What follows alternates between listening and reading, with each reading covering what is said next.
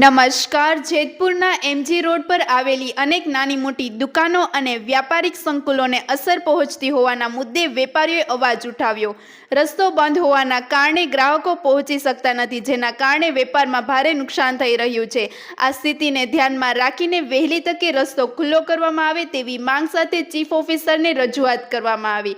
વધુ સમાચાર માટે જોડાયેલા રહો. RP Gujarat news, Rajkot. સ્વામિનારાયણ મંદિરથી મીરાજીની મેળી સુધીમાં જે સીસી રોડ બનેલો છે એમાં બની ગયા પછી 15 દિવસે માટી નથી ઉપાડેલી અને ગટર ભૂગર્ભ ગટર જે બનાવેલી છે એના જે પાણીઓ છલકાય છે એમના માટે. તો એના માટે કોઈને રજૂઆત કરી અગાઉ?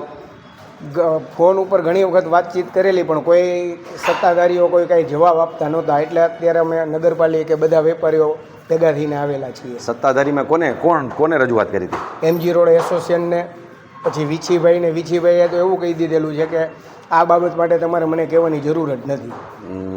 વિછીભાઈ એટલે સુધરાઈ સભ્ય.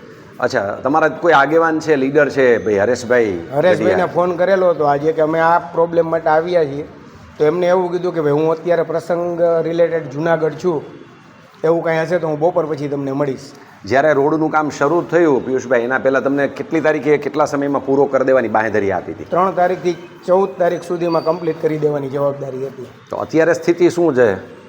અત્યારે રોડ તો બની ગયેલા છે પણ માટી ઉપાડેલી નથી. હજી એમને સ્ટેન ચોકથી લઈ સ્વામિનારાયણ મંદિર સુધી રોડ બ્લોક જ છે. માટીને કારણે પ્રશ્નો શું સર્જાય? માટીની હિસાબે કોઈ માણસો બાઇક કે વાહન લઈને તો ઠીક છે પણ ચાલીને લોકો સાંજ સુધીમાં લગભગ 50 લોકો પડતા હશે. અચ્છા, પાણી તો એ લોકો હમણે છાંટવાનું બંધ કરી દીધું છે, તો પછી પાણી કેવી રીતે ચીકણું ગારો? ભૂગર્ભ ગટરો જે બનાવેલી છે પહેલાં જેમ કીધેલું એમ ભૂગર્ભ ગટરનો નિકાલ જ વ્યવસ્થિત નથી. ગટરના પાણી છલકાઈને છેક રોડ ઉપર આવે છે. તો ત્યારે ત્યાં ખુલ્લી ગટરો છે, એની કોઈ સમસ્યા? હા, તો ખુલ્લી ગટરના જ પાણી છલકાઈને ભૂગર્ભ ગટરમાં જે ચેમ્બરમાં છે ત્યાં પૂરું જોઈન્ટ આપેલું ન હોય કે જે હોય તે, પણ ભૂગર્ભ ગટરમાં પાણી જતું નથી, ફાઇનલ છે. અત્યારે તમારી માંગણી શું હવે છેલ્લી માંગણી એવી છે કે માટી ઉપાડી લે અને ભૂગર્ભ ગટર જે છે એ કન્ટિન્યુ ચાલુ કરાવે.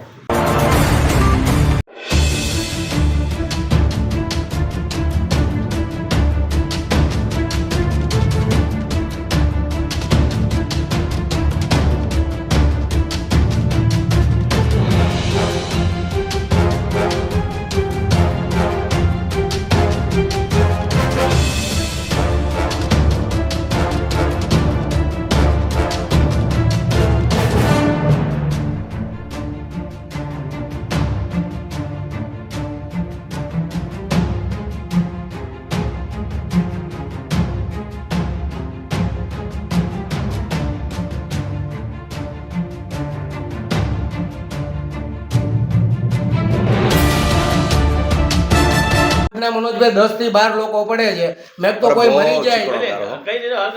અરે રોડ ઘોયરો હાથ પગ વગર ના થાય. એમ નહીં, કોઈ મરી જાય.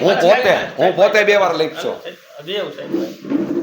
કોઈ મરી જાય પછી ઉપાડવાનું છે કીધું. તો મને નહીં કહેવાનું, એને નહીં કહેવાનું, કોને કહેવાનું? હવે નો જ કહેવાનું હોય ને. હવે ચૂંટણી 4 વર્ષ પછી આવી છે. હવે અરે ભાઈ અમે ગાડો